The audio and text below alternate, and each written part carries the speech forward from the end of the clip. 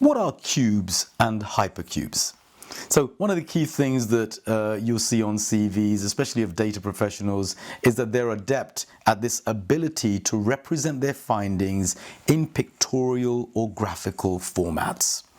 So what we are saying is that they can look at the raw data, and after analyzing it, they will utilize online analytical processing techniques, OLAP techniques, to then show the data in much more multi-dimensional ways.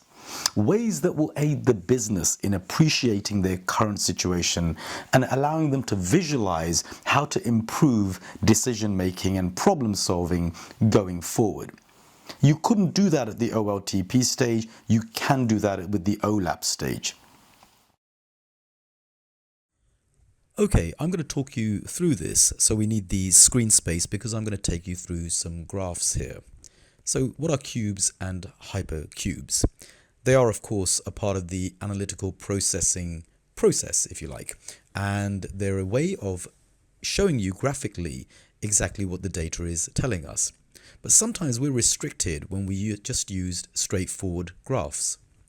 So cubes and hypercubes come into play when the data gets quite complicated, or if you want to show a multi-dimensional aspect to that data.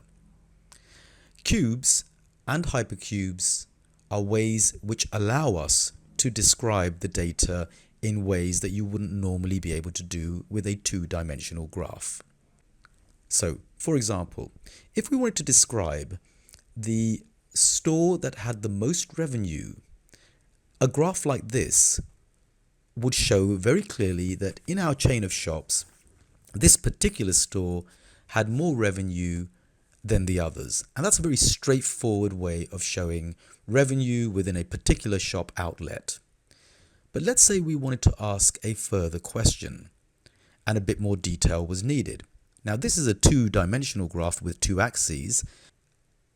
Sometimes you would need to know which item in our store sold the best. And this is where a cube comes in.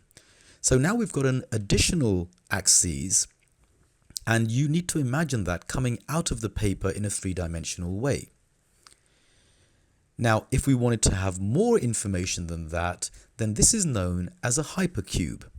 And a hypercube can basically add as many dimensions to your data as you want. So for example, in this example here, a particular item sold at a particular time to a particular customer can be shown as a hypercube.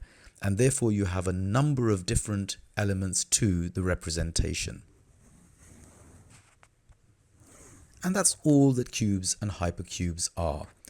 They're visual representations of data in dimensions that are more than just two axes. Cubes are 3 and hypercubes are any number more than 3, displaying more than 3 attributes of the data that you want to describe.